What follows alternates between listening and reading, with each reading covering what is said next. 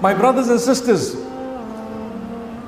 the Quran, the duty that we have towards it is not just to recite it, not just to recite it, but it is to try and understand it, to implement it, to convey the message. A person was asking me, telling me, you know what, I cannot concentrate much in Salah. Can you give me a remedy?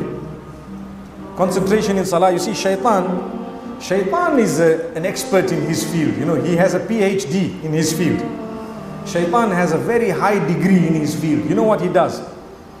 He knows that now you are trying to plug with Allah subhanahu wa ta'ala. So as you're standing in Salah and you say Allahu Akbar, he comes to you and he says, hey, your phone is going to ring just now. So now you're worried about your phone ringing. Then he says, you know, it's getting a bit late. So now you're worried about the time. Then he says, immediately after this you have a meeting. So now you're worried about the meeting. Then he says, you're going to need to go and eat just now. The food is getting cold. He says, now you're worried about the food and it getting cold. Then he says, you know, there is a sale somewhere down at the other shop. You need to go and buy the stuff before it is sold out. So now you're worried about the sale and the products. And Shaitan keeps on. And when the Imam says, Dallin, we say Ameen. We don't even know whether it's the end of Surah Al-Fatiha or another verse in the Quran. In Ramadan, I have witnessed the verses of the Quran that end with Dallin. There are verses of the Quran that end with Dallin. So sometimes people are sleeping in Salah, literally sleeping. And the Imam is not reading Surah Al-Fatiha, but in another place in the Quran. And he says, Dallin. And guys are saying, Ameen. But hang on, this is not even Surah Al-Fatiha. This is somewhere else in the Quran. But because we are tuned and trained that once you hear Dallin, you must just say Ameen. That's not what it is. It shows that concentration is zero. Cannot do that. May Allah subhanahu wa ta'ala forgive us. Concentrate on the words. So I answered the young man by saying, in order to maximize the concentration in Salah, there are many remedies that we are taught. One of them is, try and understand what you are saying in Salah. When you start Allahu Akbar, what is the dua you make? What does it mean? What am I saying? Surah Al-Fatiha. When I go into ruku', Subhana Rabbi Al-Azim. What does it mean? What am I saying? Why am I saying it? When I get up, Sami Allahu liman hamida. What does it mean? Why do I say Rabbana wa lakal hamd or Rabbana lakal hamd? Why do I say that? And what does it mean? So when you learn the meaning of it, inshallah your concentration will be maximized because now you know what you're saying. If you don't know the meaning, you just come forth and you just hear Dallin and you say Ameen. That's the type of Salah. May Allah forgive us. So I want you to make a resolution. I want you to promise Allah subhanahu wa ta'ala that this Ramadan, you will start learning the meanings of what you are saying in Salah. It's easy to get books online. You can Google it exactly as I said it. And when you get the source, make sure it's an authentic source. Meanings of the words of Salah, of my prayer. And go into it. If you want, start today, so that at least when Ramadan comes, you will concentrate. Those who love or those who understand the Quran, they love the recitation of the Quran because they know what it means. They are moved by it. Those who don't understand it and don't want to understand it, they become tired when the Imam takes 45 seconds more in the units of Salah. 45 seconds more.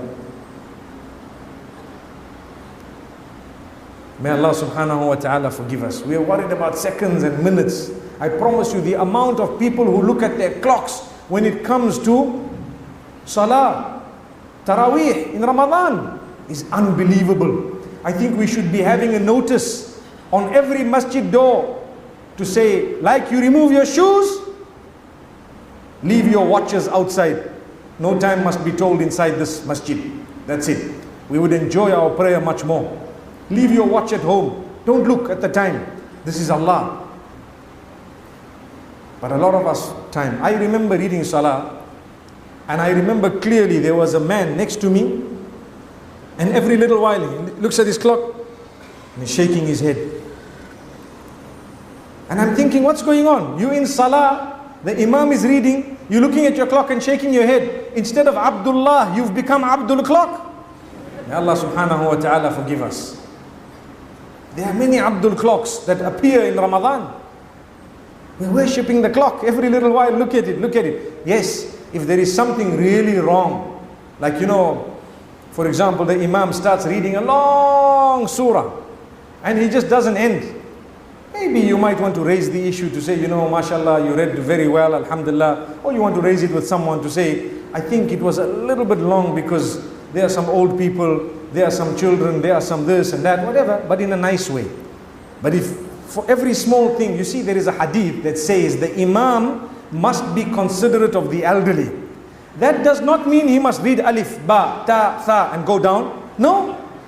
Some people think because the Prophet says, sallallahu alaihi wasallam, the Imam must be considerate, so every rak'ah must be inna a'tainaka al-kawthar fasalli li rabbika wanhar inna shani'aka huwa al-abtar Allahu akbar, because I am considerate of the old people I'm reading inna a'taina. No, that is a wrong interpretation. Look at the sunnah recitations, the sunnah recitals of all the salah. Fajr is meant to be slightly longer, Dhuhr is meant to be a long salah, Maghrib is a short salah, Isha is a slightly longer salah. Which means if you cannot cope because you are old, get a chair and sit, but do not let people cut down on the sunnah.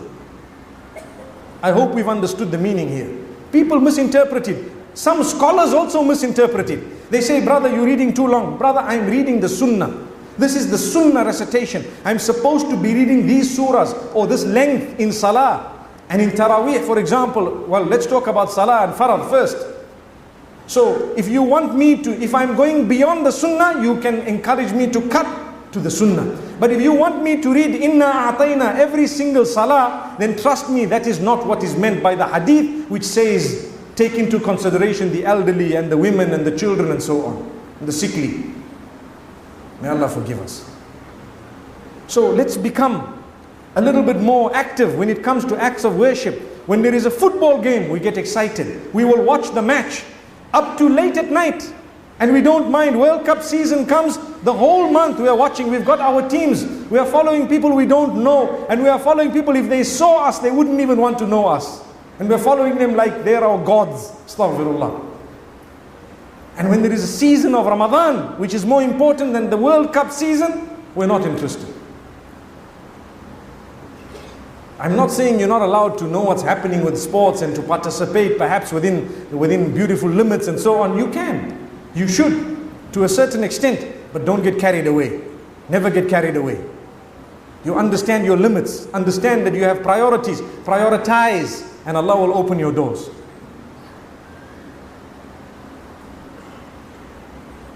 So inshallah we are making some resolutions here that we will start by the will of Allah subhanahu wa ta'ala learning what we are saying in salah.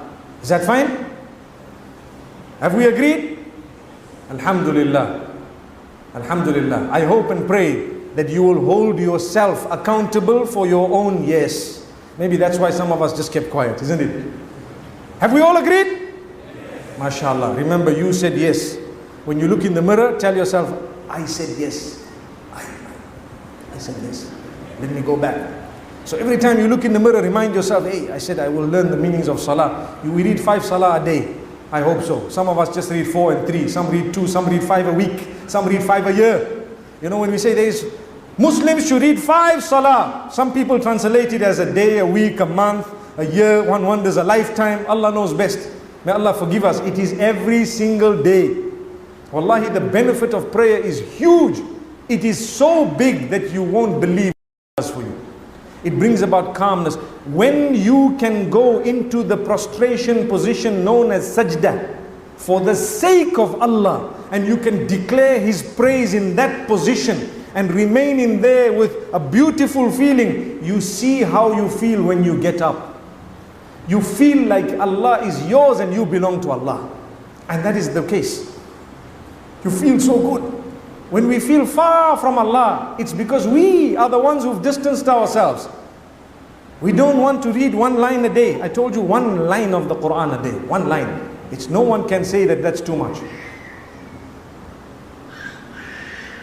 Subhanallah. May Allah make it easy for us to fulfill